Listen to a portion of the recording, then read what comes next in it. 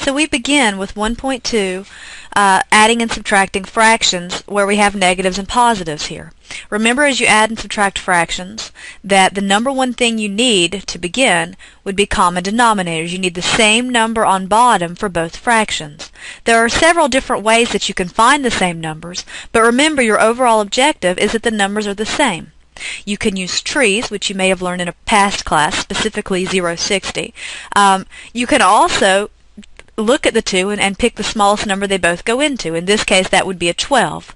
Or you can multiply the two denominators to always get something they'll go into, which would be a 24. In this case, I'm going to use 24 to show you how that works.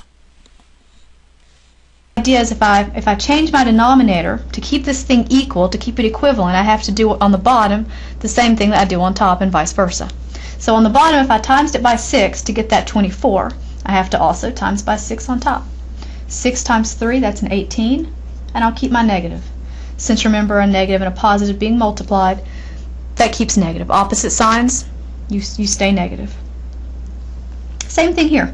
This denominator went from being 6 to being 24. So I say, okay, well let's see. 6 times 4 gave me 24. So what I do to the bottom, I must also do to the top. Negative 1 times 4, that's a negative 4. So now I've adjusted these and I just carried down my plus symbol. With fractions, once you have those common denominators, you just combine the tops. So negative 18 minus 4. I'm putting that in my calculator because I'm lazy. Remember, if you were doing it without a calculator, which you need to be able to do, I guess I should show you since I'm going to expect you to do it. All you're doing is combining these. Because they have both negatives and you're just adding, you combine them. Let's see, 8 and 4. 12, carrier 1, 22. So you add them like you would expect, and you just keep the negative. If they had opposite signs, like you learned or reviewed in 1.1, you would have subtracted them and took the sign of the larger. But in this case, they're the same, just stick them together. Denominator stays the same. Of course, with fractions, like I said earlier, you do want to reduce. Here, this is your thought. I'll put that in the thought bubble. So you want to reduce this thing. Let's see, I'm going to divide by, is 2 the biggest thing? Let's see. I guess we can step it down in pieces since I didn't work this one yet. That's going to give me, dividing by the same thing in top on bottom, and top, keeps the thing equivalent, keeps it equal. So I get a divided by 2 gives me negative 11, divided by 2 on the bottom gives me 12, and I see nothing else that comes out. So we'll stop here. That's what you get, negative 11 over 12. Let's try another example.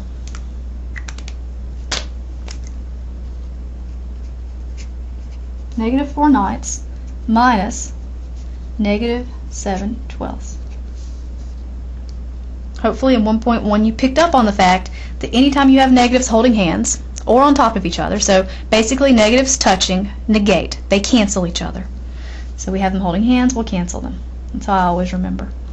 Okay, that's the first thing I would do, but now I have a negative 4 and ninths and a positive 7 twelfths. I can't start doing anything until I've adjusted these. Remember, addition and subtraction, they don't work very nicely. Basically, multiplication and division are very friendly. They're easy to play with, but the plus and minus not so much. You have to pre-adjust those fractions, so let's do it. 9 and a 12. Actually, let's do the trees here. Well, I don't know if I want to do that right now. What is 9 times 12? Maybe we'll just use that.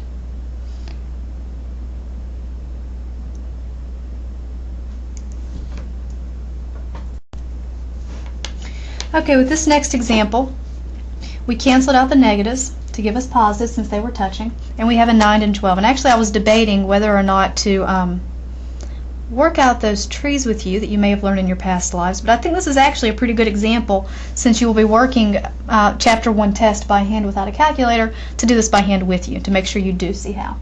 So this is a method you may have learned, and if you have other techniques, that's fine. The idea is just get the right answer.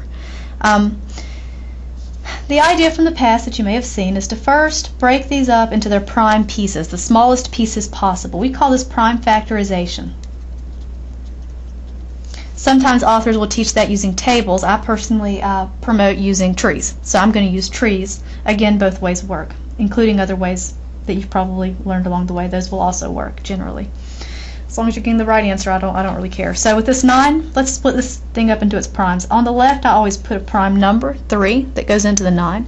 Then I ask myself, 3 times what will give me 9? 3. Then you look at this number and say, okay, can I break this down more? No, it's already a prime number. Recalling, of course, that prime numbers are divisible only by themselves in 1. So they're the most simple elements that we can break this thing down into. So we've broken 9 into 3 times 3. 12. I'm going to pull a 3 out of that. 3 times 4 gives me 12. This 4 can be broken down into 2 and 2. So now, those are the simplest elements of 12, the primes that make up the 12. One possible method is to use a table with these prime numbers. And again, I know there's lots of ways, so don't let this frustrate you if you've learned a different way. The way we use the tables, we say, you know what, I'm going to represent all the pieces, and then I'm going to select from them very carefully to get the smallest possible thing that both of these will go into.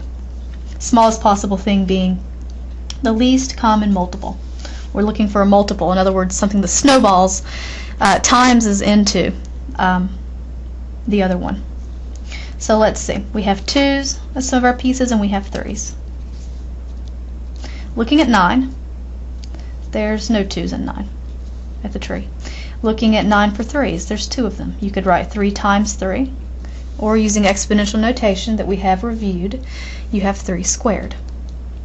For 12, use the same process. 12 has 2 2's, so I'll say 2 squared to represent both of them. And then for the 3's, it has 1 3. I could put 3 to the first, or of course it's implied if you don't put a number up there in the exponent. Something to remember while we're on this topic is that any number raised to the power of 0, by definition, any number raised to the 0 is 1. I know that doesn't make maybe perfect sense, but the idea is math is a language, and when it was being written, exponents made them, they broke essentially with the power of 0. So to fix that, we just say, you know what, here's the patch. Anything to the 0, that's a 1. Doesn't matter what it is. 100 to the 0 is also a 1. Same is true for variables. Anything to the 0 is 1. And we'll explore that more as we get into more exponential work with our letters and variables and things coming up. So here, now that we've got this table filled out, we're looking for the least common multiple. And least, in the table, you always think opposite. So I'm going to look for the biggest stuff.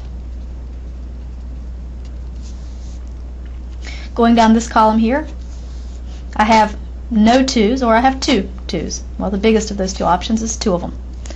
Going down the column with the 3's, I'm going to choose 2 of them. That's the biggest option. So the idea is if I multiply all these pieces together, I'm going to have the smallest thing that they all times into. And again, I did that by selecting the biggest from the table. You always do the opposite, remember, with your table. You always think opposite. So 2 squared times 3 squared. That looks like a 4 times 9 to me, which is a 36. So sure, we could use lots of things over here for the denominators, but if we want to be as precise as possible and do it the way most mathematicians would recommend, we're going to choose the smallest thing they both have in common. Had you chosen something too big, sure, just reduce extra. It'll be more of a pain for you, but it's still doable. I'm going to use 36 though, since we spent all this time getting the most efficient thing. So let's adjust both of these fractions where 36 is the denominator. Let's see what we did. I'll change colors so that you can see better. 9 times what gives me 36? Sounds like a 4. So we have 9 times 4. That's what gave us our denominator.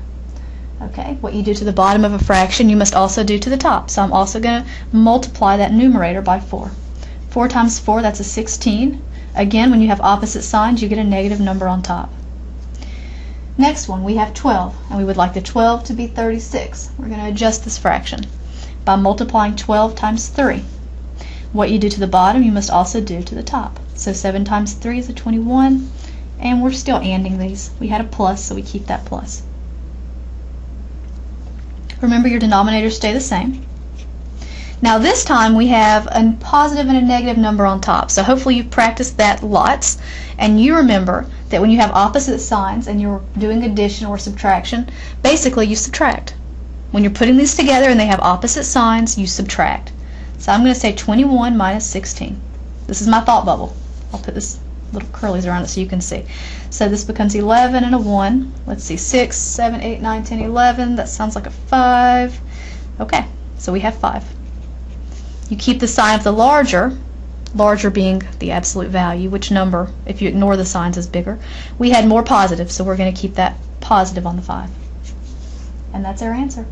If we could have reduced to do that, we would divide top and bottom by the same number, just like we did up here in the first example.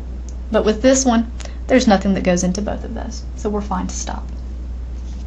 That's adding and subtracting fractions. Basically, just remember those integer rules that you learned in 1-1 or that you reviewed, and they work the same. Just get common denominators first and reduce in the end. Nothing too fancy. Decimals. Let's multiply some decimals. Let's add and subtract some decimals. We will get to that multiplication later. Got too excited. Okay. So here's an example of 2 decimals. We're going to add and subtract. Anytime you're adding and subtracting numbers, you've actually done this your whole life, you're lining them up. With decimals, line up those decimals. That's going to show you where the place values go. So for example, with this one, we're going to subtract them. Now notice here, we can see that 7.4 is bigger than 3.8. In fact, if you wanted to write it differently, you could write positive 3.8 and a negative 7.4. That would also be legit. But the idea is we just want the difference. We want the distance between those. So we're going to subtract them however our mind prefers, which is to put the 7.4 on top and the 3.8 on bottom. I lined up the decimals again, and I'll just bring that straight down. Then we say, okay, 4, we'll borrow and make that a 14, borrowing from the 7 to make it 6. 14 minus 8.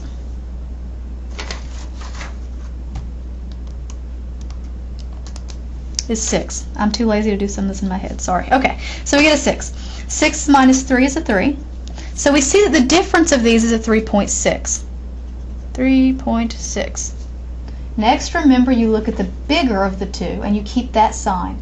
So see how the 7.4, there was more negative there than there was positive with this one over here? So I'll put the negative in front of it. So even when you're dealing with positives and negatives, do the side work, do the subtraction or the adding, and then decide your sign stuff later. That goes for multiplying and dividing as well. That will help you. Here's another example. 6.2 minus. Now the author tends to put parentheses around your negative number, so I'm going to go back and forth to make sure you see that it makes no difference. This number here, remember we learned that this negative basically opposites or negates this number right here. Or if you think of it as the two negatives touching, which is how I view it, they're holding hands, so you can cancel them. They're touching, so they're negating each other. They're killing each other. So basically, we just have a plus problem. We have a simple addition problem. Again, when you add or subtract, you line up your decimals. See how this one we lined it up, you have nothing here? That's just a 0. You can put a dotted one if it makes you feel happy, or you can think of it as nothing. It doesn't really matter. 0 and a 1, I get a 1. 2 plus 6 sounds like an 8 to me. 6 plus 4, I get a 10. So I just put them together. I got 10.81, or 10 and 81 hundredths, and they were both positive. So my answer is also positive.